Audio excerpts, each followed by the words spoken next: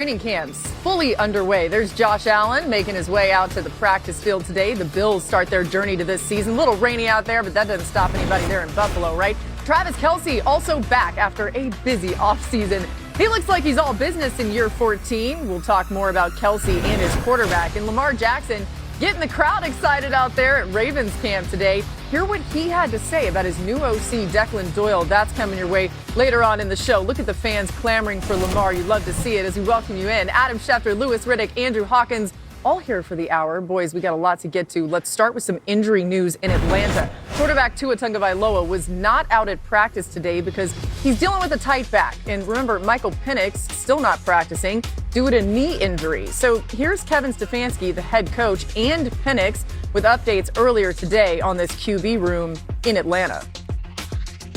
Tua is dealing with an injury right now. It's not long term. He'll be out there sooner than later, but we'll work through that in the next couple of days. Every player, every injury you treat differently, and you treat based on the how the person's doing, the checkpoints, all those things. He's hitting every single checkpoint, so I'm very, very confident in the plan. Are they giving you any benchmarks, hey, if you can do this by then, maybe you can get cleared? Right now we just seeing where I'm at, and just trusting the process.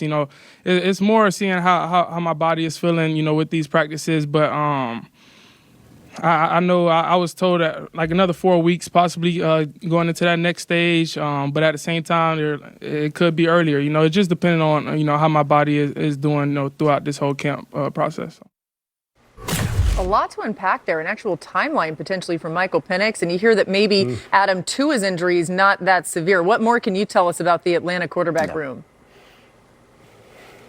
Laura, he woke up recently and had some tightness in his lower back glute area. They've worked on it. They don't believe it's anything serious. And as you heard Kevin Stefanski say there, he'll be back sooner rather than later. Certainly by next week is the expectation, maybe even sooner. As for Michael Penix himself, you heard what he had to say about his particular situation. And it's not so much that they'll only be missing him during that time, but he'll miss the work with the new offense, with the new coaching staff. And so that's a little bit of a setback for a competition at the quarterback position that they were hoping to have. And when Michael Penix comes back, he comes back and joins a race that Tua Tagovailoa is already running, which obviously could impact the ultimate decision that the Falcons make at the starting quarterback position. So, with Tua Tagovailoa dealing with a short-term muscle issue, with Michael Penix dealing with another back issue or knee issue that'll sideline him for another month, they did sign Cooper Rush today, so one more quarterback to add to the Falcons quarterback room. Yeah, Cooper Rush, certainly a veteran in the league. Hawk, it's obviously very early in camp, right? We don't want to get too ahead of ourselves here, but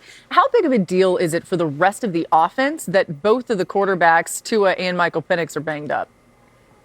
Yeah, it's one of those things that feels like it's a blip on the news cycle, but honestly, it could define the season because there's so many question marks around this team, specifically at the quarterback position, and more specifically around Kevin Stefanski's ability to build a plan around these quarterbacks. This isn't an established situation. He actually walks away from one quarterback room of turmoil into another. You have to figure things out. Not only that, you got to figure out how you're going to get the most out of Drake London, who is as good as any wide receiver in the league, an all-pro tight end in Pitts, and a generational talent in Bijan Robinson. But it starts with your quarterback position. Two lefties that now you're almost flipping your offense until they get back into the system, and you don't have a lot of time for this competition to play out to see, okay, who is the best version at that position to get the most out of all this talent we have around them. Yeah, this is exactly the kind of situation that if you're the Atlanta Falcons, you didn't want to have happen. But you kind of almost have to anticipate that you were going to deal with something like this as it relates to availability with these two players because they have a history of this. Now, I'm not saying that Tua all of a sudden now is going to have an injury-plagued 2026 and he's not going to be someone who can capitalize on what I think is a very, very good fit for him in this offense. A heavy wide zone, run-centric, play-action pass-centric, throw the football on the second level with open, throwing windows that are going to be opened up because you have a very prolific rushing attack with one of the best running backs in the league when Bijan Robinson is out there. You have a big, huge X wide receiver, Z wide receiver who can go out there and go up and take the ball, off the top of the backboard in Drake London. You have a tight end who can stretch the middle of the field. You have so many things that are working in Tua's favor and Michael Penix's favor as well. but they need to be out there and need to be practicing. And Tua, looking for me in particular, I said it a while ago, I said it on NFL Live, I think this is his job to lose. I think he will take hold of this job, and if he can stay on the football field, I think you will see him have a very, very productive year in this system in particular. Yeah, it's a good point, too, that, Tua, it's minor right now. We know the injury history, but this one does seem like it's not going to be as long of a situation. I also really like the point Hawk made about having to flip the offense. Two left-handed quarterbacks, a little rare. We'll see it look a little different for them for some time. Time now for some top stories with Adam Schefter. What's going on, Shefty, with the top of the running back market?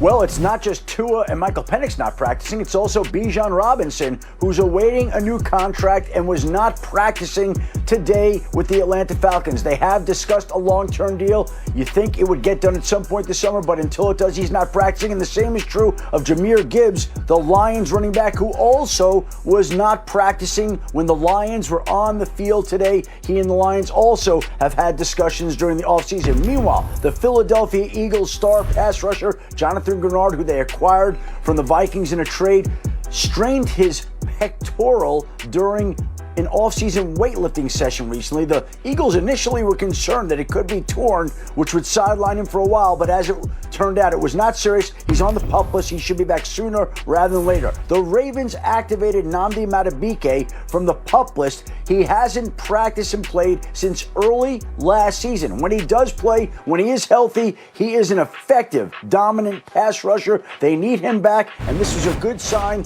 him bouncing back from the injuries that he's had. Meanwhile, Shemar Stewart, the former Bengals first-round draft pick, was carted to the locker room today and essentially hurt his knee. We'll see what the testing turns out on Shemar Stewart, the former Bengals first-round pick. And there was good news out in Los Angeles with a pair of Chargers offensive tackles, Rashawn Slater and Joe Alt, both of whom have been cleared to practice this training camp. And the Chargers, without those two mammoth tackles last year, really suffered, but they're going to be back to protect Justin Herbert this summer and this season. Yeah, great news for Justin Herbert. Also great news for new OC Mike McDaniel. Like, you love to see it. Let's go to Tampa now, where both quarterback Baker Mayfield and defensive tackle Vita Vea, they're looking for new deals. You see Baker out there.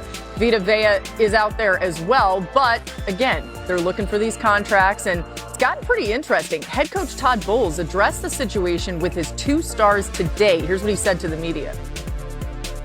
These happen to be two of our biggest players. We haven't had two of our biggest in a while, but we've had players every year. It just hasn't been of that magnitude, but it's always about football. There's always going to be distractions, just like there are in game day. There are going to be sudden changes. There are going to be sudden changes on the field, but we have a very professional and mature group with a lot of leadership there, starting with Baker. So he makes sure that's separate. He makes sure the teams know that's separate. And like I said, we're not going to make this training camp about what he signed or what he didn't sign or being his contract year. We're just going to play ball. Adam, it's one thing if it's, some players that aren't like as important. These are kind of the two franchise pillar players of this team. Yeah. What more can you tell us about where things stand with these contract discussions, Baker Mayfield and Vita Vea? Laura, you heard Todd Bowles say they don't want to make camp all about that, but certainly the start of camp, if nothing else, is all about that, because these are two central figures to the Buccaneers' success. Baker Mayfield gave the Buccaneers until the start of training camp to sign him to a long-term extension. And when he was not signed and they could not bridge their differences, Baker basically shut down talks and said, I'm going to become a free agent after this season. Now, the Buccaneers have their franchise tag available the next 2 years. They're not just going to let him walk out the door, but you'd like to see the two sides on the same page moving forward in harmony with the contract. And right now, there's not. There is a disagreement on his value, and the same is true of Vita Vea, their star defensive lineman, who has requested a trade now that he has not been offered the type of contract that he wants. One of the other things that Buccaneers head coach Todd Bowles said today was that Vita Vea tweaked something today, and he wasn't practicing. This often happens when you don't have the contract you want. you wind up tweaking something. Something somewhere on your body gets tweaked. We see muscles tweaked all across the league. Having muscles tweaked, it's often related to something called contractitis, which also is going around the league right now. There are a lot of cases in Detroit, Atlanta, Tampa. Contractitis is all the rage this summer. Be careful not to catch it. Yeah, right. Watch out. It's like, oh man, I'm not getting the deal I want. Ooh, I think, yep, I tweaked something. Lewis, when you think about the importance of Baker Mayfield, there's no doubt that he's a centerpiece of this team and has been. I mean, the reality is too, the Bucs have kind of gotten a bargain on him for these last few years. What's your take on Baker's situation and potentially, if he doesn't get the deal done, playing with his back against the wall, trying to prove something? Yeah, well, number one, Baker always has something to prove. You know that's really what makes him go. That's what gives him juice. He's a guy who plays with a chip on his shoulder. Look, I can understand his point since he got there in 2023. I mean, he's been a guy who was second in the league in passing TDs, third in the league in passing touchdowns. His record is just over 500, although I don't like to use QB wins as a quarterback stat, but he's just over 500. He's a guy who's played 17 games all 3 seasons, despite the fact, and he's achieved all these good things, despite the fact that he's had a different offensive coordinator, different play caller every single year of his career. Now, I'm sure when you're Tampa Bay, from their side of it, they're looking at it as saying, hey, look, despite the fact that he's played 17 games, he has played through some injuries. He does take a lot of risks as far as putting his body in harm's way. He is, I believe, second in the league during that time span as well in terms of interceptions thrown. So, and they're probably looking at this going, look, how do we exactly arrive at fair value? Do we look at him as a $50 million a year quarterback? Or do we kind of look at him as just above the midline as far as quarterback salary is concerned, right around, that $40 to $45 million range? I'm sure Baker doesn't look at it like that. But look, for Jason Light, the general manager, this is probably a tough situation for him, a tough contract negotiation for him, because I can tell you this. What is their next best alternative? They do not want to be in the market for trying to replace Baker Mayfield at just 31 years old. That's for sure.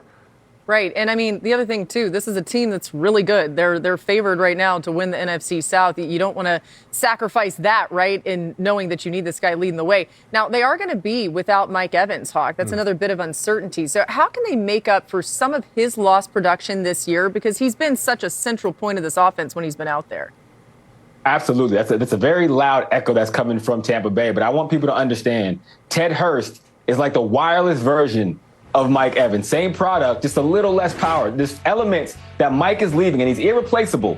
But Ted Hurst, he does have the ability to fill some of these elements. Number one, the deep threat that Mike Evans is. He is special because he's a big body guy who can get down the field. You're going to see the fool. He would have been drafted 2 rounds earlier. Next, you're going to see Yak, something that, Mike Evans is a lot better at that you would expect at 6'5", 230 plus pounds. But he gets the ball and he plays so hard and he gets so vertical that he gets more than what you bargained for. That might even be a tick up. And lastly, when you think of Mike Evans, you think of the red zone. You think of him going up to make contested catches over anybody. It doesn't matter the DB. It doesn't matter the quarterback. Put it in my vicinity. Yes, in this offense, you lose that with Mike Evans. With Ted Hurst, you have the very same element. There's over the line, it up to him. See if your guy can stop my guy. Ted Hurst does that at a very high clip. It's going to take him a little while to get going the same way Mike Evans has for the Tampa Bay Buccaneers. But trust and believe, he has a skill set that can plug right into this offense. I love the Ted Hurst III shout out here on NFL Live. We love it. Also, got to think Emeka Egbuka, after a year under his belt where he already got off to a really hot start, it's going to be a big key in what they can do offensively without Mike Evans. New on NFL Live from our Packers reporter Rob Domofsky. No photo allowed of injured and rehabbing players, so you have to take my word for it. Rob, we do. Micah Parsons working off to the... How about this? This is how training camp's supposed to be for everyone. Forget it with the happy times. I like this. Jamar Chase leading the charge there. A little fight, getting a little chippy out there, throwing some helmets around, ripping off the helmet of cornerback DJ Turner and getting into it. Looked like the entire Bengals defense. I like it. The juices are flowing. All right, we'll start there for Read and React. Bengals quarterback Joe Burrow asked if camp scuffles are a good thing. Do you like that? Is that good, do you think? To an extent. When it starts to interrupt practice, not too much, but if you can maybe punch somebody in the face in about 15 to 20 seconds and then get back lined up, that's probably ideal. All right, so get in a fight, but keep it quick, Hawk. What do you think about the guys mixing it up on day one? I like it. I'm with Joe. That's my style of football team. You know how I know my brothers back at home will fight with me whenever I need them? Well, because we fight all the time. And so I don't have to question it. And for a football team, training camp is the same way. Let's get tested with each other so that when the enemy comes in, we know what kind of time we're on. I love it. All right, to Chicago, where quarterback Caleb Williams looking a little lighter. Lost some weight, so it's good. I'm excited about that. Be able to move a little bit better, be smoother. All these different things. Just being able to also bring that into the facility with the strength staff and things like that. Things I've done, things that work well with me, and being able to adjust and be better for the season. How much did you lose? 10 to 15, something like that. How'd you do it? Eating at certain times. Going to bed and not eating after 7, and just eating consistently, eating well. Man, I need to not eat after 7. Lewis, what needs to happen for Williams to eat on the field this season, though? Look, Laura, I just think he needs to continue to operate this offense at an extremely highly efficient level, which is exactly what Ben Johnson is asking him to do. Look, this is a 4th down situation last year against Dallas. This is the kind of thing that he needs to do because it has a little bit of everything. Look at him just click through these progressions real quickly down here in the red area in a 4th down situation. No panic whatsoever. Slide up into the pocket to the right, keeping your eyes down the field, not trying to make some wild off-platform throw, and then just delivering the football right where it needs to be. Those are the kind of things that Ben Johnson is looking for from Caleb that he is totally capable of. I expect that completion percentage to rise dramatically this year and for him to take a big jump in his second year in this offense. Let's go to Houston, where GM Nick Caserio and C.J. Stroud spoke about the quarterback's contract situation. Yeah, he's had a really good offseason. It's probably the best offseason he's had since he's been here. He's had a good attitude. He's been consistent. He's got the right mindset. I'd say we've definitely had productive conversations over the course of the spring. So, there's a possibility that something could come to fruition. So we'll work through it and, see what happens. I've learned you got to keep the main thing, and, just focus on one day at a time, one play. And the football is what's got me to even having the conversation to be able to get a second contract. So I've got to focus on football. Adam, what's the latest you're hearing on Stroud's contract talks? Well, you heard Nick Caserio say that there have been productive talks during the spring. It doesn't sound like they're close at this time, but that could change very quickly. And clearly, the Texans have made their commitment to C.J. Stroud known. They'd like to re-sign him. They'd like to keep him in Houston. He had one of the great rookie seasons that we've seen in NFL history for a quarterback. He obviously had the setback in the postseason last year, but that doesn't change the Texans' desire to keep him in Houston long term, so much so that they did have conversations throughout the offseason that we would expect to continue at various points this summer. Lewis, how would you treat this situation if you're the front office in Houston? Because it's not super simple, right? Adam's illustrating it there. It started out really good. He struggled a little bit last year, but the talent is definitely there, right?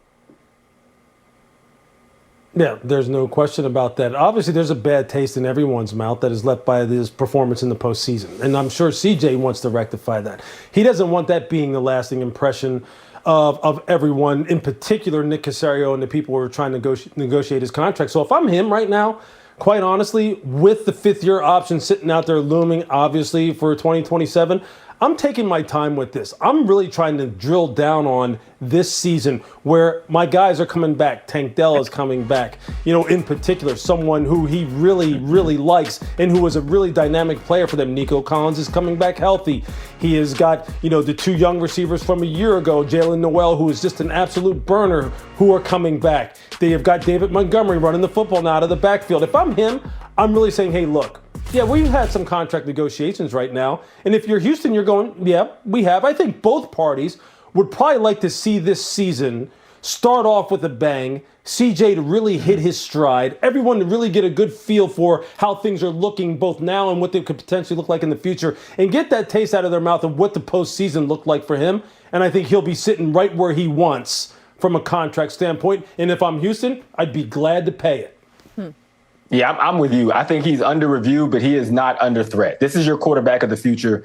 A month from now, he and Trinidad Chambliss will be the same age. They'll both be 24 years old. So think about that. This is the quarterback of the future for the Texans. And to Lewis's point, you look at the way that they revamped their offensive line. They've upgraded at running back with David Montgomery, who last year had his second most yards per carry in his career. So this is going to be a much easier process for C.J. Stroud. He's in year 2 with Nick Haley, offensive coordinator. They've been musical chairs at the offensive coordinator position after his rookie year. And then they have the number 1 defense in the league and probably the deepest receiving core if people can stay healthy, to Lewis's point about Tank Dell. So I expect a big jump for C.J. Stroud, and for the Texans, it would be in their best interest to lock him up now before that price will go up, because all the elements around it are absolutely there. I realize this is going to sound like woulda, coulda, shoulda, but you wonder if Nico Collins had been healthier during that playoff run, if they would have been in a better spot. You know, I'm not making excuses for CJ. As we've all said, he wants to play better than he did, but it wasn't like everybody was popping out of there, but we didn't. We've got reporters across the country doing training camp tours. Let's check in with a couple of them. We're going to start in Dallas. The Cowboys entering year 2 under head coach Brian Schottenheimer. Let's hear a little bit more about that as we hear from him today. We're built to deal with it. You know, I mean, we know there's going to be storylines. We know there's going to be things, but like, we focus on the guys in that room. Our guys are in a really good spot. I think the confidence is high. We're as close of a group as I've been around, quite honestly. And so, again, I think it's, you know, a storyline is going to pop up at some point, and we'll be ready to handle it. But right now, we're just enjoying being back together and getting a chance to go out here and compete. He's right. Like, something's going to pop up at some point. But Lindsey Theory is at Cowboys practice joining us now. Lindsey, what stood out to you at camp today? Dak Prescott took the field, fans singing happy birthday as the Cowboys quarterback turns 33 today. And as he goes into his 11th season, Coach Brian Schottenheimer saying that he is as curious as ever how to get better every single day, and that the biggest fights between the two continue to be about how many reps at practice Dak will take. You heard Schottenheimer mention it, but all players here are accounted for, healthy, and there's no squabbles coming into training camp. That includes receiver George Pickens. I asked Schottenheimer about Pickens and how he has responded since being placed on the franchise tag. Schottenheimer telling me, and he says he also shared this with Pickens this morning, that he is as dialed in as he has ever seen him. Schottenheimer continuing that he expects him to be very motivated through camp and going into the season. And he says that's good news for us, maybe bad news for the rest of the league.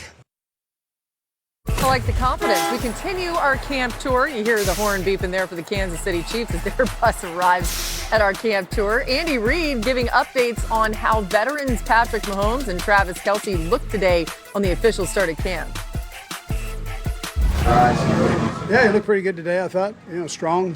You see the strength in his legs, and which is important with a leg injury. You kind of look at that first, see how his feet are moving. Feet are moving well. Coach, day 1 of year 14 for Travis, does it surprise you at all that he's still out there doing what he's doing? Yeah, he looked pretty good, you know. Yeah, it looked pretty good. You know, yeah. He stayed in shape. He did a lot of dancing at his wedding. We keep hearing that people were dancing at that wedding as Ben Solak joins us here. He's on the scene there in Kansas City. And Ben, what did you see from Mahomes at camp today as he tries to work his way back from the knee injury? I saw him doing everything, right? All 11 on 11, all 7 on 7, all drills with all the quarterbacks. He did not take a step off the practice field. Oftentimes when players are rehabbing from injury, they spend time on a side field working out, or they go into the facility for treatment. Such was the case with cornerback L'Jarius Sneed, wide receiver Rashee Rice, both coming off of major injuries. They had, as Reid called them, scheduled rest days, rehab days, where they were present for the first half of practice, but then went into the facility for treatment. Mahomes just looked like a guy on the field who, yes, is wearing a brace on his left leg, and he was finicking with it over the course of practice, adjusting it, tightening the straps, loosening the straps. He's expected to play with that in week 1 and perhaps for the entirety of the season. They'll kind of feel it out as they go. And so it is a different Mahomes. It's a Mahomes with a brace. It's a Mahomes who's being maybe a little bit more cautious, but he had a full menu of reps here on day 1 of training camp. They'll continue to take it a day at a time, but right now there's a lot of optimism about Patrick Mahomes' health in Kansas City.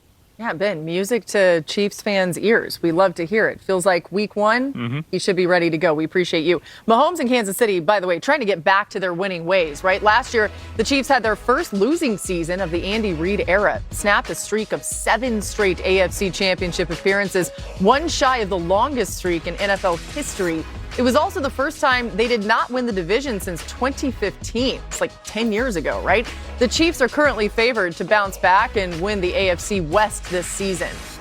You heard that? They're favored to win the AFC West. All right, Hawk, how much pressure do you feel like is on Mahomes and this offense to start out hot out of the gate? Reminder, they have the Broncos on Monday Night Football to begin the season. That's a really tough defense.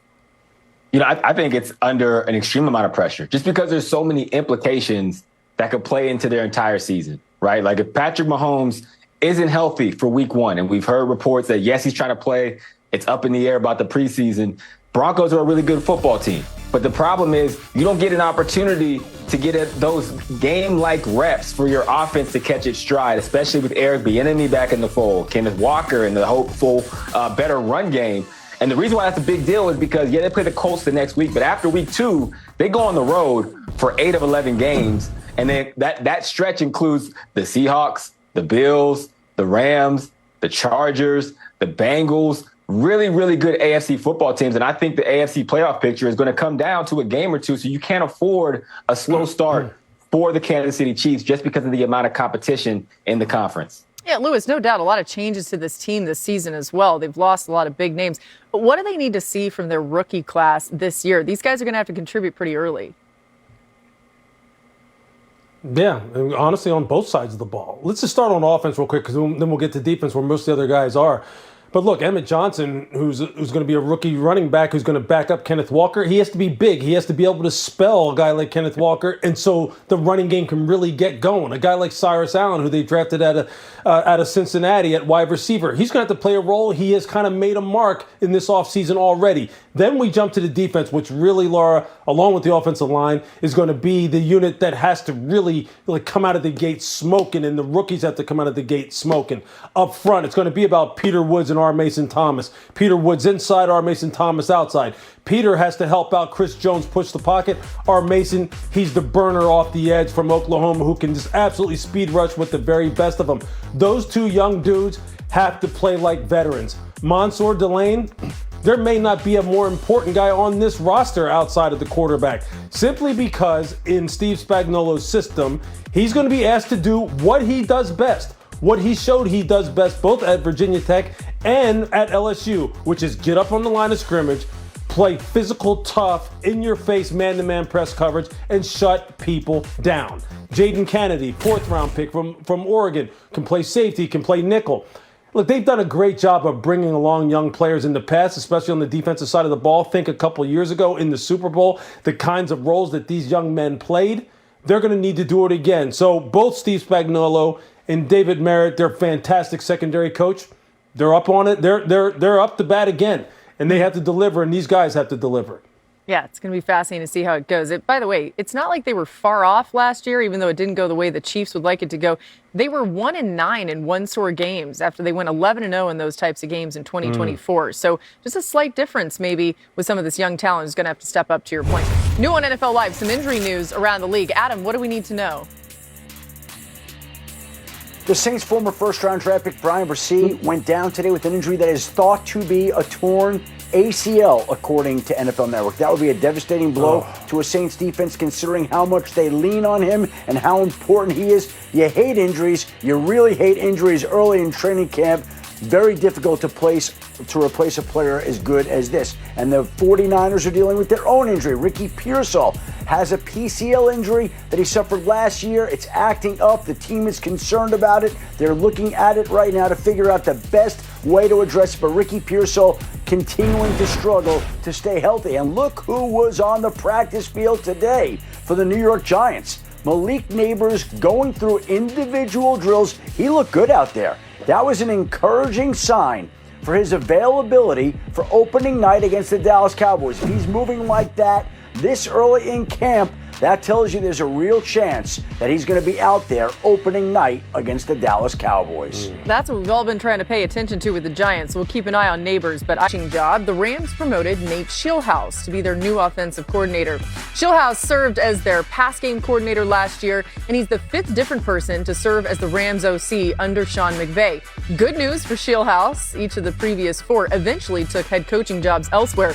Throughout the offseason, Anscape's Jason Reed met with 7 black NFL offensive and defensive coordinators, including Schillhouse, to discuss their job responsibilities, their journeys, and whether meaningful opportunities for career advancement exist for them at the game's highest level. What's going on? Nice to meet you in person. Nice to meet you. Definitely. Thanks for coming all the way. Appreciate you doing this, man. Yeah. Offensive coordinator.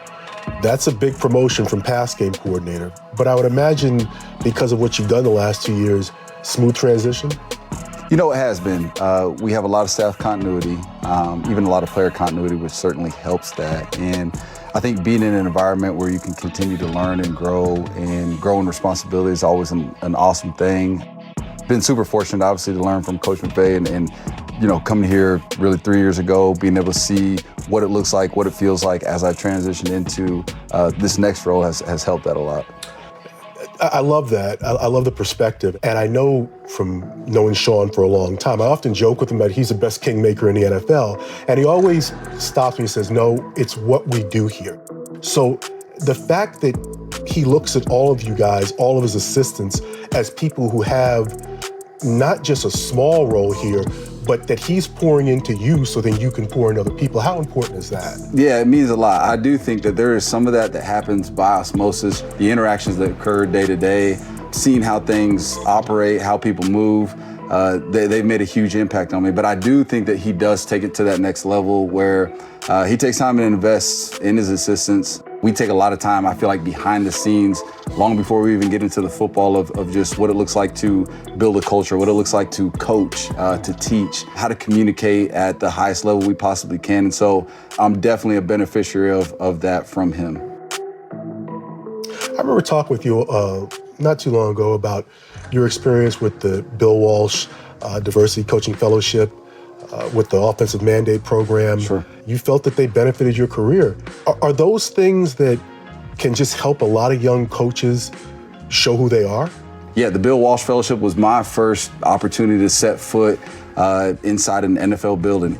That experience probably enhanced my curiosity for just, man, what is this NFL all about? Because I wouldn't have known about it or been able to experience it outside of that. And so, you know, because of that relationship building, the ability to get a foot in the door and have proximity to Sean himself, this organization in general, was huge for the trajectory of my career and just my overall learning and growing in who I wanted to be as a coach. And we know what a Super Bowl is this year. Sure. Here in LA, that's right. It worked out the last time the Super Bowl was here. Yeah, no, we're well aware of that. But again, it's one of those things that you know that's a peak on a far off mountain, and the best thing we can do to help ourselves get there is to make sure we stack the days that are in front of us right now. There's a bunch of little things along the way that we got to do a great job of being intentional and efficient with, and yeah, hopefully at the end of it all, we say, hey, we put ourselves in a great spot to be able to compete at that level. You got to win every day to win at the end. That's exactly right. And we'll have to be ready to roll. But you guys know what you got to do. That's exactly Appreciate right. you, man. Appreciate you. Okay. Yep. And we now welcome in our senior writer, Jason Reed. Jason, so glad to have you. What more can you tell us about this series of interviews that you've done here? They're all going to be featured on Anscape. Well, yeah, thank you so much. It really came out of the idea that there are so many great assistant coaches in this league, guys who do so much to help their teams win. We know about the head coaches, we know about the players, but we don't know a lot about the stories of these guys who are doing so much behind the scenes, so to speak, to contribute offensively and defensively to making these teams winning teams. So we really wanted to sit down with several of these guys and tell their stories. And so many of these teams were so cooperative to allow us to do this, because this isn't the type of typical thing that teams do with offensive and defensive coordinators. So I'm so appreciative that they saw the vision for this and they cooperated. Yeah, it's important work. We know their journeys are uniquely different, right? But what was your biggest takeaway, Jason, from these conversations?